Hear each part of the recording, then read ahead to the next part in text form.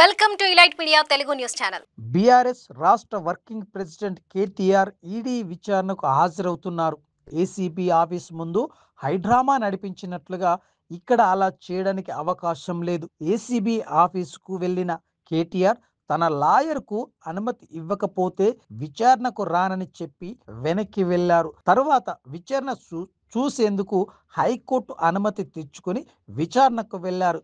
ఇప్పుడు తాజాగా ఈడీ విచారణ కూడా లాయర్ను తీసుకువెళ్లాలని కేటీఆర్ అనుకునే అవకాశం ఉంది. కానీ ఈడీ మాత్రం ఇలాంటి వాటిని అస్సలు ఎంకరేజ్ చేయదని చెబుతున్నారు. కేటీఆర్ కూడా ఈడీ ఎదుట ఎలాంటి రాజకీయాలు చేసేందుకు ప్రయత్నించకపోవచ్చు. ఈడీ వ్యవహారాలు చాలా కఠినంగా ఉంటాయని ఆయనకు క్లారిటీగా ఉంటుందని అంచనా వేస్తున్నారు. కవితను అరెస్టు చేయడానికి వచ్చినప్పుడు కేటీఆర్ వ్యవహరించిన విధానం వివాదాస్పదమైంది. ఆయనపై ఈడీ అధికారి ఫిర్యాదు కూడా చేశారు.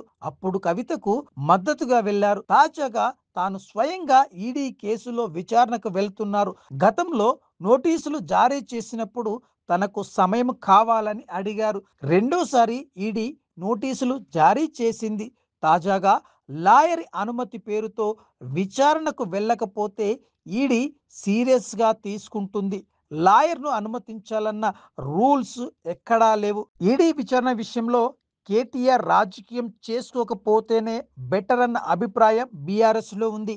కానీ కేటీఆర్ మాత్రం భారీ జన సమీకరణకు ప్రయత్నాలు చేస్తున్నారు. అరెస్టు అయితే హైదరాబాద్ మహానగరంలోనే కాదు, తెలంగాణ వ్యాప్తంగా ఆందోళనలు వ్యక్తమయ్యే అవకాశం ఉంది.